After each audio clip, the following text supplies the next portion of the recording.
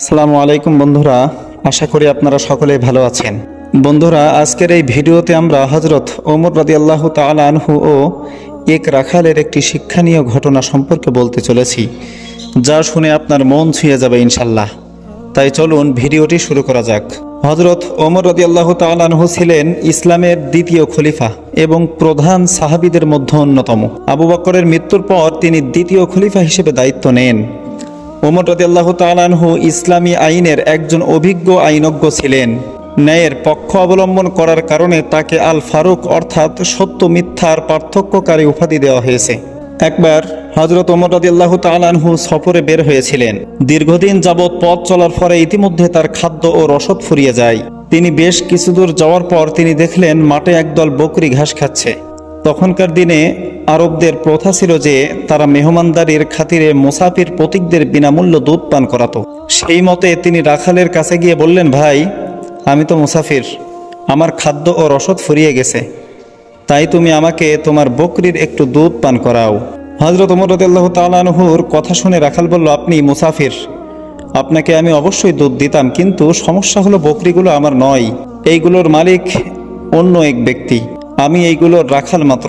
এই জন্য বকরিগুলো আমার কাছে আমানত, আর তার দুধ আমার কাছে আমানত। সুতরাং শরীয়তের বিধান অনুযায়ী আমার পক্ষে দুধ আপনাকে দেওয়া জায়েজ নয়। হযরত ওমর রাদিয়াল্লাহু তাআলা আনহু রাখালের এই সততা বাস্তবতা যাচাই করার জন্য বললেন, দেখো ভাই, আমি তোমাকে একটি বুদ্ধি দিই, এতে তোমারও লাভ হবে আর আমারও লাভ হবে। এক কাজ করো, তুমি একটি বকরি আমার কাছে বিক্রি করে দাও, যা মূল্য হয় আমি তা তোমাকে দিয়ে দেব। একদিকে তুমি টাকাও পেয়ে যাবে, আর অন্যদিকে আমি বকরির দুধও পান করতে পারবো। আর মালিককে বলবে একটি বকরি নেকড়ে খেয়ে ফেলেছে।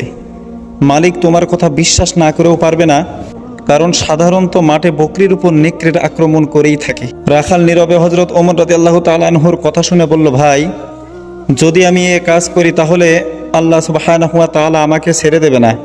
অর্থাৎ আমি তো এখানে সব কিছু করে নেব আর মালিককেও বুঝিয়ে দেব। মালিকও হয়তো মেনে নেবে, কিন্তু মালিকের উপর তো আরও একজন মালিক আছে, তার কাছে কি জবাব দেব? এই জন্য আমার দ্বারা এমন কাজ করা সম্ভব নয়। হযরত ওমর রাদিয়াল্লাহু তাআলা আনহু প্রকৃতপক্ষে রাখালের সততা যাচাই করেছিলেন। যখন রাখালের মাঝে পূর্ণ সততা পেলেন, তখন বললেন, যতক্ষণ পর্যন্ত তোমার মতো মানুষ এ পৃথিবীর বুকে বেঁচে থাকবে, ততক্ষণ পর্যন্ত কোনো জালেম অন্য লোকের উপর জুলুম করতে আসবে না। কারণ যতক্ষণ পর্যন্ত মনে আল্লাহ সুবহানাহু ওয়া তাআলার ভয় থাকবে, আখিরাতের চিন্তা, আল্লাহর সামনে উপস্থিত হওয়ার অনুভূতি থাকবে, ততক্ষণ পর্যন্ত অন্যায় ও অবিচল চলতে পারে না।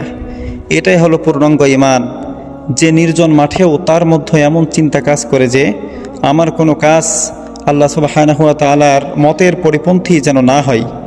এটা ইসলামের সবচেয়ে গুরুত্বপূর্ণ শিক্ষা, যা ব্যতীত মুসলমান হতে পারে না। হাদিস শরীফে নবী করিম সাল্লাল্লাহু আলাইহি ওয়াসাল্লাম ইরশাদ করেছেন, যার মধ্যে আমানত নেই তার ঈমানও নেই। তো বন্ধুরা, কেমন লাগলো আমাদের আজকের এই শিক্ষণীয় ঘটনাটি?